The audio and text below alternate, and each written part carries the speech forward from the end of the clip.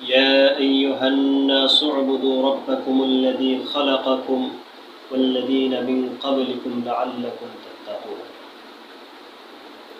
আল্লাহ সুবহানাহু ওয়া তাআলা বলেন ইয়া আইয়ুহান নাস হে মানুষ সকল হে পৃথিবীর মানুষ উ'বুদু তোমরা ইবাদত করো রব্বাকুম তোমাদের সেই রবের আল্লাযী খালাকাকুম যিনি তোমাদেরকে সৃষ্টি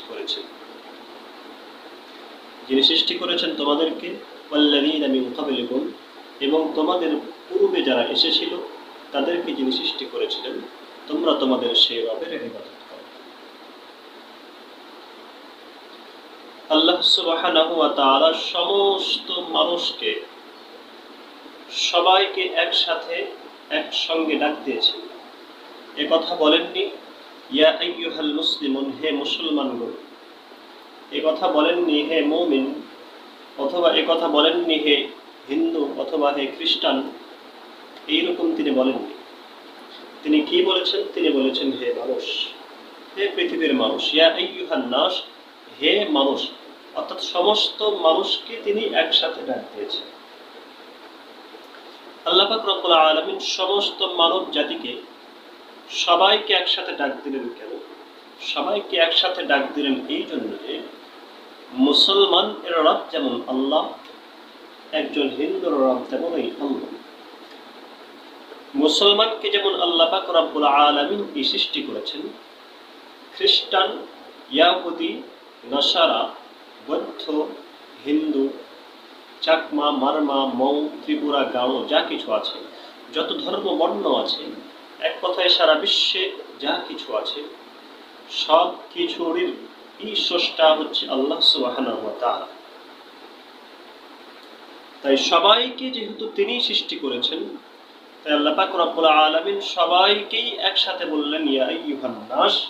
আমরা জানি মুসলমান, হিন্দু, ইয়াহুদি, খ্রিস্টান, বৌদ্ধ, চাকমা, মারমা, মৌ, ত্রিপুরা, গারো, এক কথায় যত প্রকার জাতি ধর্মবর্ণ আছে সকলের একসাথে একত্রে একটি নাম আছে, সেই নামটি হচ্ছে মানুষ।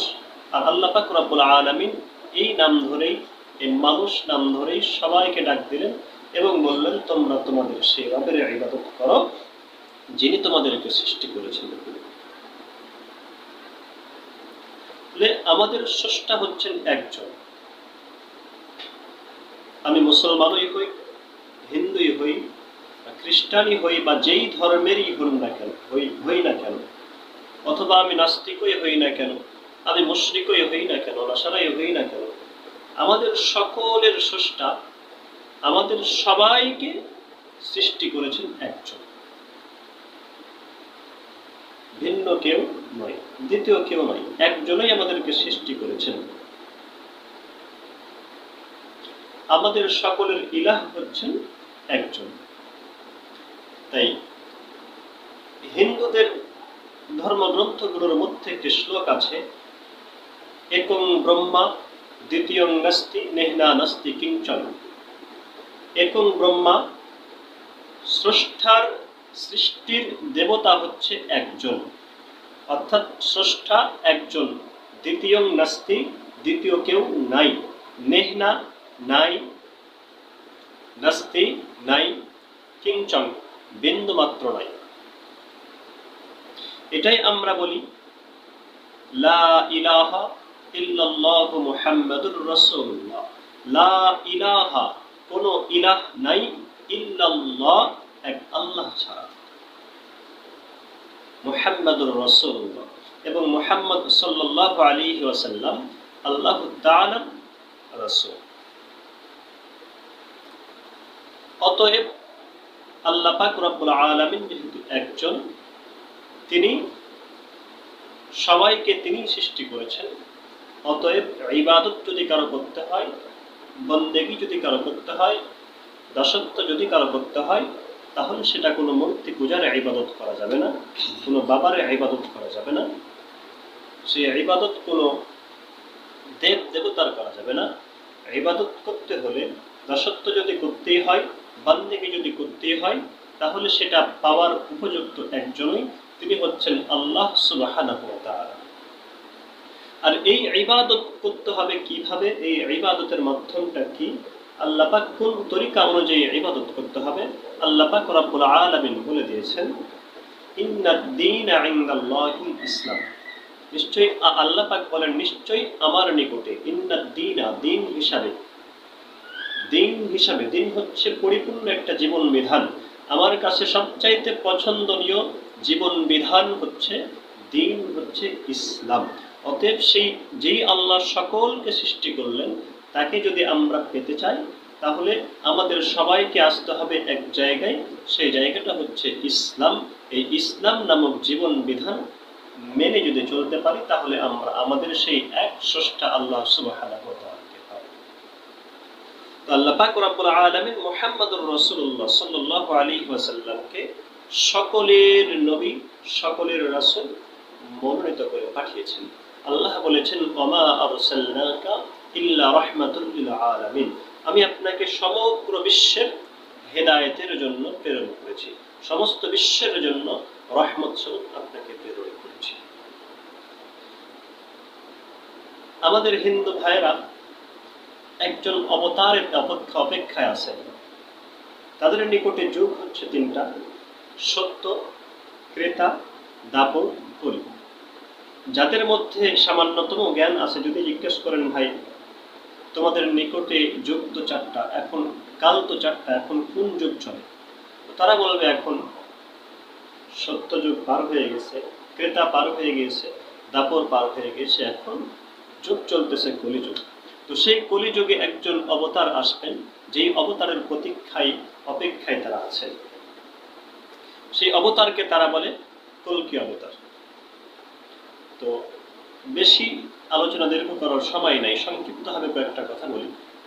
এই কল্কি অবতারের নাম হবে নরাশংস, নাম হবে নরাশংস, যার বাংলায় যদি আমি ট্রান্সলেট করি তাহলে তার অর্থ হয় প্রশংসিত।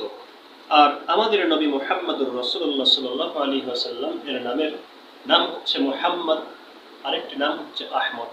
উভয় নামের অর্থই হচ্ছে প্রশংসিত। এবং হিন্দুদের আরো একটি শ্লোকের মধ্যে আছে মদৌবর্তীতা দেবাদা কারান্তে প্রাকৃতিতা, যেই মহাপুরুষের নামের প্রথম অক্ষর হবে ম এবং শেষের অক্ষর হবে দ, বেদ অনুযায়ী তিনি হচ্ছেন ঋষি বা ভগবানের প্রেরিত পুরুষ। সেই কল্কি অবতারের পিতার নাম হবে বিষ্ণু যশ, যার বাংলা হচ্ছে মালিকের দাস, মালিকের গোলাম।